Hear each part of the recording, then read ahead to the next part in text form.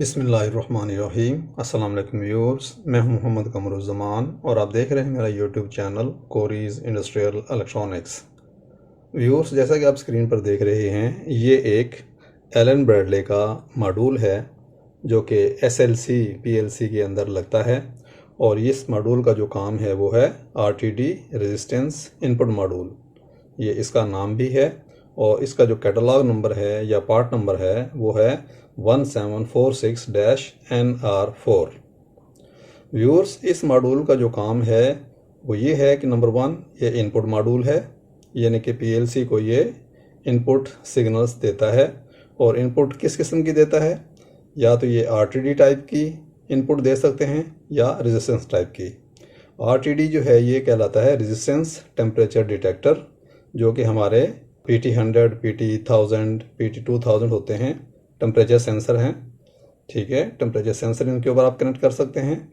या दूसरी जो इसमें इनपुट दे सकते हैं वो रेजिस्टेंस टाइप दे सकते हैं। और रेजिस्टेंस कौन सी? जो कि हमारे पोटेंशियोमीटर्स होते हैं।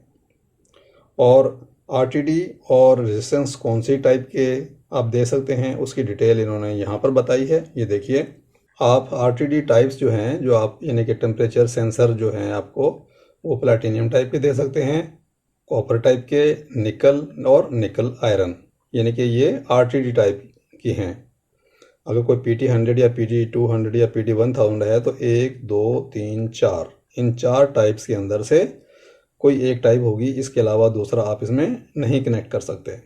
जो पोटेंशियोमीटर्स आप कनेक्ट कर सकते हैं वो 0 से 150 ओम की, या 0 से 500 ओम की, 0 से 1000 ओम और 0 से 3000 ओम। तो ये 4 टाइप की आप इसमें पोटेंशियोमीटर कनेक्ट कर सकते हैं और 4 टाइप के ही आप आरटीडी कनेक्ट कर सकते हैं। तो बेसिकली ये एक टेम्परेचर सेंसर्स को कनेक्ट करने का मॉड्यूल है, यानी कि टेम्परेचर्स कहीं आपने मेजर करने हो पीएलसी के थ्रू, तो वो टेम्परेचर्स आप उनके सेंसर्स इस मॉड्यूल में कनेक्ट करेंगे। और इस मॉड्यूल में कनेक्ट करने से फिर आपकी पीएलसी को पता चलेगा कि टेम्परेचर इस वक्त कितना चल रहा है। तो आज हम आपको इसके बारे में, इस मॉड्यूल के बारे में थोड़ा सा तफसील से, गहराई से बताएंगे, ताकि आपको इस मॉड्यूल के बारे में अच्छे तरीके से पता चल जाए कि मॉड्यूल का हार्डवेयर कैसा है और इसके वायरिंग कनेक्शन कैसे होते हैं। फंक्शन तो हमने आपको बता दिया है कि ये PT100 आरटीडी, PT100 भी आरटीडी ही होता है, लेकिन आरटीडी की और भी किस्में इसमें कनेक्ट कर सकते हैं। और पोटेंशियोमीटर्स यानी कि रेजिस्टेंस इनपुट आप इसके अंदर लगा सकते हैं ताकि आप टेम्परेचर मालूम कर सकें। और इसका जो प्रिंसिपल है, प्रिंसिपल डेफिनेटली वही है कि ये जो आपका पोटेंशियोमीटर होगा और आपका आरटीडी होगा, ये रेजिस्टेंस वाले डिवाइस होते हैं। जब टेम्परेचर इनको मिलता है तो इनकी रेजिस्टेंस चेंज होती है। जब रेजिस्टेंस चेंज होती है तो हमारे जो वोल्टेज यहाँ पर आते हैं वो ड्रॉप होते हैं या बढ़ जाते हैं, उससे हम, या ये जो सिस्टम है वो टेम्परेचर कैलकुलेट कर लेता है। तो ये टोटल जो है वो वेरिएशन ऑफ टेम्परेचर के ऊपर डिपेंड करते हैं ये सेंसर्स। चलिए अब इसके कनेक्शंस देख लेते हैं और उसके थोड़े से इंडिकेटर्स देख लेते हैं। ये इसकी विंडो है कनेक्शंस के लिए, ये इसके कनेक्टर लगे हुए हैं, इसके बारे में हम आपको बताएंगे। लेकिन सबसे पहले इसके स्टेटस LEDs के बारे में हम देख लेते हैं। तो जब ये हम कनेक्ट करते हैं SLC 500 के रैक के अंदर, तो इसको ऐसे करके टॉप में ऐसे करके ऐसे कनेक्ट, इसको प्रेस करके कनेक्ट कर देते हैं। तो ये फ्रंट से ऐसे नज़र आता है, यानी कि SLC 500 का जो रैक है उसमें पावर सप्लाई लगी होती है, उसके बाद प्रोसेसर लगा होता है और फिर ये इनपुट मॉड्यूल्स लगे होते हैं। तो इस इनपुट मॉड्यूल को आप, बल्कि किसी भी इनपुट मॉड्यूल को, जो रैक होता है पीएलसी का, उसमें स्लॉट 0 के अंदर नहीं लगा सकते, क्योंकि स्लॉट 0 में प्रोसेसर आता है। चलिए, ये जो इसके हैं 4 चैनल हैं, यानी कि इसके अंदर हम 0, 1, 2, 3 4 जो है वो इनपुट कनेक्ट कर सकते हैं, 4 सेंसर कनेक्ट कर सकते हैं, चाहे वो आरटीडी हों और चाहे वो पोटेंशियोमीटर टाइप के हों। तो ये 4 चैनल्स की जो है ये LEDs हैं और एक LED जो है वो मॉड्यूल स्टेटस की है, यानी कि ये बताते खुद जो मॉड्यूल है इसका पूरे का पूरा जो स्टेटस है वो ये LED शो करती है। 5 LED जो हैं वो ग्रीन कलर की हैं। अच्छा, इसकी जो लाइट्स हैं, जिस वक्त हम इसको पावर अप करते हैं, पावर साइकिल करते हैं, तो ये लाइटें ऑफ होती हैं। उसके बाद ये डायग्नोस्टिक चेकिंग करता है। चेकिंग करने के बाद आपकी ये एलईडीज़ ऑन कर देता है, या यहाँ से सिग्नल्स आता है जिससे हमें पता चलता है कि इस वक्त हमारे मॉड्यूल की कंडीशन क्या है। पावर ऑन करने के कुछ देर के बाद अगर ये लाइट ऑन ना हो मॉड्यूल स्टेटस की, तो इसका मतलब है कि मॉड्यूल ख़राब है, एक बात। दूसरी बात ये है कि जो हमारे चैनल्स हैं 4, इन चैनल्स शुरू में जब पावर ऑन करते हैं तो ये ऑफ़ होते हैं। जब इसके पावर ऑन होने पे जो इसके सेल्फ डायग्नोस्टिक है वो जब चेकिंग हो जाती है, तो उसके बाद ये चारों चैनल्स की लाइट ऑन होनी चाहिए, बशर्ते ये कि आपने चारों चैनल्स को कॉन्फ़िगर किया हुआ है और उसके बाद इनमें कोई शॉर्ट सर्किट नहीं है, या ओवर रेंज नहीं है, या ओपन सर्किट नहीं है। तो अगर ये सब चीज़ें ठीक हैं तो चारों चैनल, इसका मतलब है ठीक हैं, तो यहाँ पर ग्रीन लाइट जो है वो ग्लो होना शुरू हो जाएगी रिस्पेक्टिव चैनल की। और अगर किसी चैनल में प्रॉब्लम है तो उस चैनल की जो लाइट है वो ब्लिंक होना शुरू हो जाएगी। तो एरर की सूरत में इसकी लाइट ब्लिंक करेगी, शुरू में पावर साइकिल में ऑफ होगी और नॉर्मली ये ऑन होंगी। तो नॉर्मली अगर आपने चारों चैनल यूज़ किए हैं तो आपकी पांचों लाइटें ऑन होनी चाहिए। तो ये इसकी स्टेटस थे, आपको जो देखने से पता चल सकता है कि इस वक्त क्या कंडीशन है।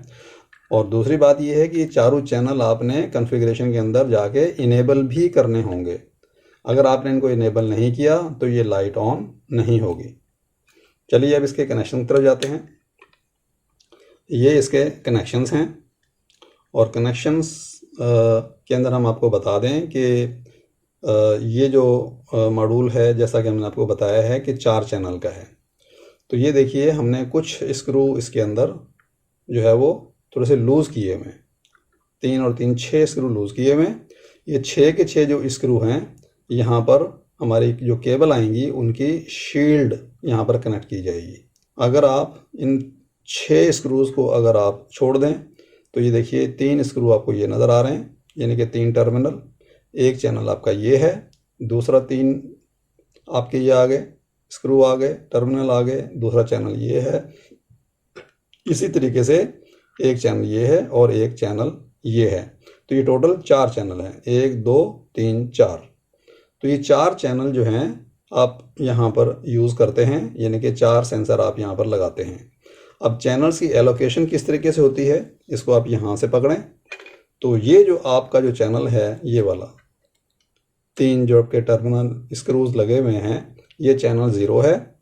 उसके बाद ये चैनल आपका 1 है, ये चैनल आपका 2 है, और ये चैनल 3 है। यानी कि चैनल 0, चैनल 1, चैनल 2, चैनल 3। इधर से देख लेते हैं। ये चैनल 0 है, ये चैनल 1 है, चैनल 2 और ये चैनल 3।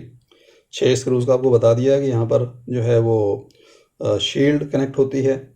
उसके बाद जितने भी चारों चैनल हैं, चारों चैनल के अंदर जो टॉप वाली है ये आरटीडी की इनपुट होती है, यहाँ पर, इसकी यहाँ पर, और इसकी यहाँ पर, और इसके यहाँ पर।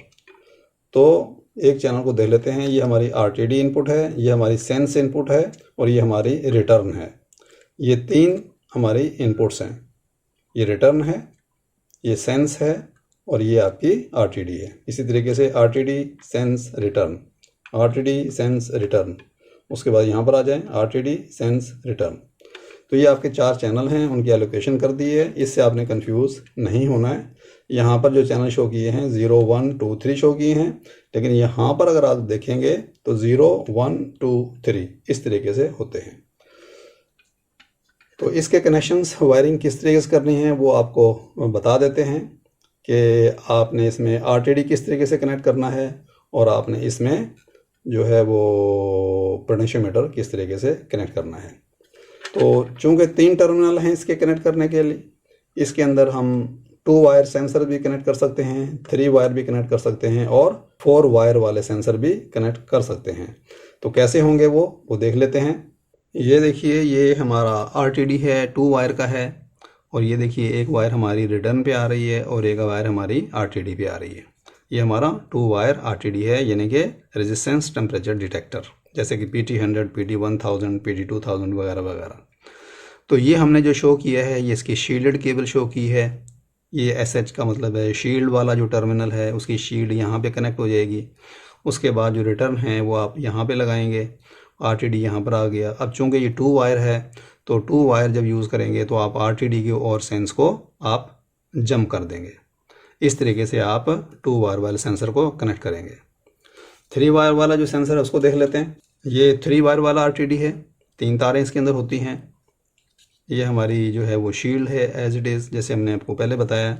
एक तार हमारी रिटर्न पे आ गई, एक हमारी सेंस पे आ गई और एक हमारी RTD पे आ गई। तो इस तरीके से हमारे 3 वायर RTD की जो है वो वायरिंग होती है। अब बेसिकली जो आपका जो सेंसर है जिसने कि टेम्परेचर के चेंज होने पर रेजिस्टेंस चेंज करनी है, वो सेंसर आपका ये है और ये आपकी रिटर्न लाइन है। अब ये जो 2 लाइनें हैं इसमें से एक लाइन तो आपकी सिग्नल की है, जो दूसरी लाइन है आपकी वो होती है इस वायर की लेंथ की कंपनसेशन के लिए। अगर तो आप शॉर्ट रेंज पे ये सेंसर आपने लगाया हुआ है फिर तो ज़्यादा मसला नहीं है, लेकिन अगर ये सेंसर आपके मॉड्यूल से आपकी PLC से बहुत दूर है और केबल लेंथ आपकी बहुत ज़्यादा बन जाती है, तो जो केबल लेंथ ज़्यादा होने की वजह से क्या है कि आपकी रीडिंग सही नहीं आएगी। तो उस केबल की लेंथ के अंदर जो रेजिस्टेंस होती है, रेजिस्टेंस ज़्यादा हो जाती है। तो रेजिस्टेंस ज़्यादा होने की वजह से आपका जो टेम्परेचर है वो सही नहीं आएगा। तो क्या किया जाता है कि इस लेंथ को कंपनसेट किया जाता है, इस लेंथ की जो रेजिस्टेंस होती है उसको कंपनसेट किया जाता है। उसके लिए अलग से एक तार इस्तेमाल की जाती है। वो क्या करता है कि एक सिग्नल भेजता है दोनों तारों के थ्रू और उसके बाद एक तार की ये जो है वो रेजिस्टेंस मालूम कर लेता है और उस रेजिस्टेंस को वो अपने सिग्नल में कंपनसेट कर लेता है ताकि आपको सही टेम्परेचर मिल सके कि इस वक्त यहाँ पर क्या सही टेम्परेचर चल रहा है। ठीक है, तो इसलिए जो 3 वायर वाला जो सेंसर होता है वो बहुत ज़्यादा एक्यूरेट होता है और आपने यहाँ से तार लाजमी लेके आनी है। जिस तरह कि आपने ये देखा है कुछ लोग क्या करते हैं कि तीसरी तार यहाँ पे इस्तेमाल नहीं करते, तार को वो लोग बचाते हैं कि तार ना लगानी पड़े, तो वो 2 वायर की तरह यूज़ करते हैं और यहाँ पर जंपर दे देते हैं। उससे क्या है कि तीसरी वायर की जो लेंथ है वो कंपनसेट नहीं हो पाती, जिसकी वजह से आपको रीडिंग अच्छी या सही नहीं मिलती, बशर्त ये है कि ये दूर हो। अगर नज़दीक हो तो 2 वायर वाला चल जाएगा, जंपर लगा देंगे, कोई इशू नहीं है। लेकिन अगर दूर है, फासला ज़्यादा है, तो फिर आपने 3 वायर का सेंसर लाजमी यूज़ करना है ताकि आपकी रीडिंग सही आ सके, एग्जैक्ट आ सके। दूसरी बात यह है कि खुदा न खास्ता आपके पास 3 वायर वाला सेंसर नहीं है, 2 वायर वाला ही है, तो फिर आपने क्या करना है कि आपने जो ये तारें इस्तेमाल करनी हैं वो तारें आपने मोटी इस्तेमाल करनी हैं। ठीक है, जितनी भी आप मोटी इस्तेमाल कर सकें, 16 गेज तक आप इसको यूज़ कर सकते हैं। उससे क्या होगा कि जब तारें मोटी होंगी तो उसकी जो तार की रेजिस्टेंस है वो कम होगी, तो आपका जो पर फिट की रेजिस्टेंस है उससे ज़्यादा असर नहीं पड़ेगा। लेकिन किसी भी सूरत में जो ये जो तार है इनकी रेजिस्टेंस 25 ओम से ज़्यादा नहीं होनी चाहिए, एक बात।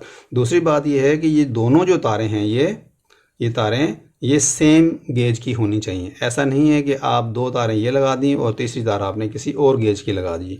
अगर आप कोई और गेज की तार लगाएंगे तो उससे क्या होगा कि आपकी जो कंपनसेशन की जो रेजिस्टेंस आएगी वो सही नहीं आएगी।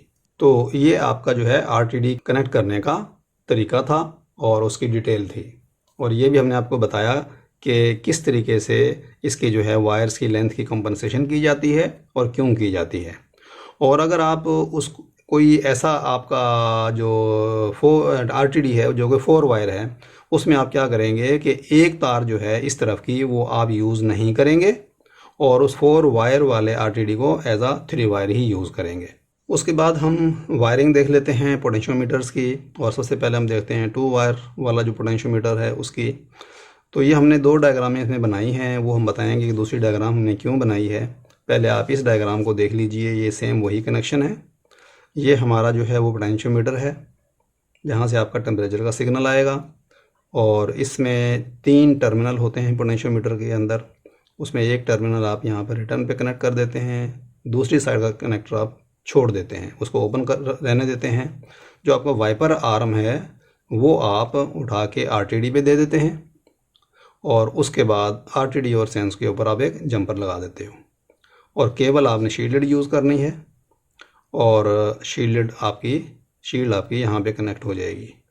तो इस तरीके से आप 2 वायर वाले पोटेंशियोमीटर को कनेक्ट कर सकते हैं और ये सेम वही तरीका है जिस तरीके से आप RTD सेंसर को कनेक्ट करते हैं। उसके बाद ये वाली हमने इसलिए बनाई, ये भी 2 वायर पोटेंशियोमीटर की ही है। इसमें हमने क्या किया है कि हमने ये वाला जो टर्मिनल है वो उसको खाली छोड़ दिया है, यहाँ पर हमने रिटर्न पे इस्तेमाल किया हुआ था, और ये वाला टर्मिनल जो खाली था उसको हमने यूज़ किया है RTD पे, और वाइपर आर्म हमने दिया है रिटर्न के ऊपर। ये 2 कॉन्फ़िगरेशन इसलिए हैं कि आपको जो सिग्नल चाहिए वो किस किस्म का चाहिए, इंक्रीजिंग चाहिए या डिक्रीजिंग चाहिए। तो इस तरीके से आप इसके कनेक्शन चेंज करके आप इसकी जो रेजिस्टेंस है वो आप कम ले सकते हैं या ज़्यादा ले सकते हैं, क्योंकि इसमें अगर आप देखेंगे वाइपर आर्म अगर नीचे आता है तो ये रेजिस्टेंस यहाँ बढ़ जाती है, और इसमें अगर नीचे आता है तो रेजिस्टेंस कम हो जाती है। तो इंक्रीजिंग और डिक्रीजिंग सिग्नल के लिए ये 2 किस्म की वायरिंग यूज़ की जा सकती हैं। उसके बाद हम देख लेते हैं 3 वायर का पोटेंशियोमीटर। 3 वायर का जो पोटेंशियोमीटर है उसकी वायरिंग इस तरीके से होती है, ऑलमोस्ट सेम है। सिर्फ क्या है कि जो वाइपर आर्म के साथ एक जो है हमारी तार और होती है, वो तार को हम सेंस पे लगा देते हैं। RTD और सेंस को यहाँ पर जंपर करने की ज़रूरत नहीं है। ये बिल्कुल जो तीसरी तार है वो उसी लिए है जिस तरीके से कि हमने RTD में यूज़ की थी, यानी कि लेंथ को, वायर अगर ज़्यादा दूर हो आपका सेंसर तो उसकी लेंथ की रेजिस्टेंस को कंपनसेट करने के लिए, ताकि आपको जो रेजिस्टेंस है यहाँ पर सही मिले, एग्जैक्ट मिले। तो इसी तरीके से ये 3 वायर वाला आप यूज़ करते हैं। और दूसरा जो ये सर्किट आप देख रहे हैं ये बिल्कुल वही है कि आपको इंक्रीजिंग या डिक्रीजिंग के लिए चाहिए तो किस तरीके से आप वायरिंग करेंगे। तो ये इंक्रीजिंग और डिक्रीजिंग वाला है, वो हमने आपको 2 वायर में समझा दिया। तो इस तरीके से इनकी वायरिंग होती है। चलिए व्यूअर्स, अब हम इसके हार्डवेयर के बारे में देख लेते हैं कि इसमें क्या क्या चीज़ें लगी हैं, किस तरीके से काम कर रहा है, किस तरीके से डिसअसेंबल होता है। ये देखिए PLC के जो रैक है उसके अंदर ये 2 जो हमारे जो लॉक हैं वो जाके लॉक इसमें जाके इसको फंसा लेते हैं। उसके बाद इसको खोलने के लिए 2 अदद ये स्क्रू हैं। ये हमारा जो फ्रंट है ये खुल जाएगा। चलिए इसको हम खोलते हैं। ये 2 स्क्रू हैं, इनको हम खोल लेते हैं। ठीक है, ये हमने खोल लिया और उसके बाद इसको यहाँ से निकालेंगे तो ये निकल आएगा। ये हमारा कवर निकला है और ये हमारा बोर्ड है। कनेक्शन बॉक्स भी खोलना है आपने, ये कनेक्टर खोलना है तो इसके अंदर एक स्क्रू ये है और एक स्क्रू ये है, इसको भी आप खोल सकते हैं। चलिए इसको खोलते हैं। इसको आपने थोड़ा थोड़ा करके खोलना है ताकि कनेक्टर टूटे ना, इसमें क्रैक ना आए। ये इसकी इंस्ट्रक्शंस होती हैं। ठीक है, तो ये आपका कनेक्टर आपका खुल गया। तो ये आपका जो है वो बिल्कुल आज़ाद हो गया है। यहाँ पर देखेंगे, देखिए ये आपकी जो LEDs हैं, 4 आपकी स्टेटस की LED हैं चैनल्स की, और ये आपकी मॉड्यूल की स्टेटस की है। उसके बाद व्यूअर्स, ये जैसा कि हमने आपको बताया है ये 27 पिन का कनेक्टर है। इसमें ये एक लाइन में 9 पिनें हमारी लगी हुई हैं जो कि हमारे रैक के अंदर जाके लगती हैं। तो रैक से जो हमारे पास जो वोल्टेज आते हैं पावर सप्लाई के इस मॉड्यूल के अंदर वो 2 आते हैं। एक आते हैं 5 वोल्ट के और दूसरे आते हैं 24 वोल्ट। 5 वोल्ट जो आते हैं वो हमारे कुछ सर्किट जो डिजिटल वगैरह हैं उनको यूज़ करने के लिए और स्पेशली इन ICs को देने के लिए। और उसके बाद जो 24 वोल्ट आते हैं वो 24 वोल्ट हमारे यहाँ से आके यहाँ से फ़िल्टर होते हैं। इधर फ़िल्टर होने के बाद ये हमारा DC कन्वर्टर लगा हुआ है, यहाँ पर आते हैं 24 वोल्ट, और ये 24 वोल्ट जो हैं ये हमारे ±5 वोल्ट में कन्वर्ट होते हैं। ये वाला जो DC कन्वर्टर है ये ±5 वोल्ट यानी कि +5 वोल्ट और -5 वोल्ट में कन्वर्ट करता है। वो जो वोल्टेज हैं वो यहाँ पे 2 फिल्टर लगे हुए हैं, FL1 FL2, यहाँ से फ़िल्टर हो गया आउट होके और हमारे सर्किट को मिलते हैं। नीचे से देख लीजिए, तो इस फ़िल्टर को, इस DC कन्वर्टर को जो इनपुट मिलती है वो 24 वोल्ट की 0 वोल्ट यहाँ से मिलती है और 24 वोल्ट यहाँ से मिलते हैं। उसके बाद जो प्लस वोल्ट जो आउट होते हैं, प्लस और माइनस वोल्ट, वो आपको बता देते हैं कि जो नीचे जो ये वाली सेंटर वाली लाइन है, 2 जोड़ी हुई हैं, यहाँ से -5 वोल्ट आउट होते हैं, यहाँ से आपके +5 वोल्ट आउट होते हैं। और ये जो स्क्वायर सा बना हुआ है 4 पिनें, ये हमारी जो है ये कॉमन है यानी कि 0 वोल्ट है। तो यहाँ से आपके जो वोल्टेज निकलते हैं इन फिल्टर्स के थ्रू, उसके बाद ये हमारे टेंडुलम कैपेसिटर तीर लगे हुए हैं, ये हमारे इन वोल्टेजेस को वो करते हैं, फ़िल्टर आउट करते हैं अगर इसमें कोई हार्मोनिक्स वगैरह हों या रिपल्स वगैरह हों। उसके बाद आपके हमने बताया कि 4 चैनल यहाँ पर हैं, सिग्नल्स आते हैं, वो सिग्नल्स आते हैं इन आईसीज़ के ऊपर। 1 2 3 4, ये 4 आईसीज़ हैं। इसमें से एक आईसी जो 3 आईसी हैं वो हैं ADG408BR, एक ये है और ये 09 वाली है और एक ये है। तो ये 3 आईसीज़ जो हैं ये 408 हैं और एक हमारी 409 है। 408 जो आईसीज़ हैं ये हमारी मल्टीप्लेक्सर्स हैं, एनालॉग मल्टीप्लेक्सर्स हैं। 8 इनपुट इसको आती हैं और 8 इनपुट्स को ये 1 आउटपुट पे कन्वर्ट करती हैं। उसके बाद जो ये 409 जो आईसी है ये भी हमारी मल्टीप्लेक्सर है, एनालॉग मल्टीप्लेक्सर, लेकिन ये डिफरेंशियल टाइप की है।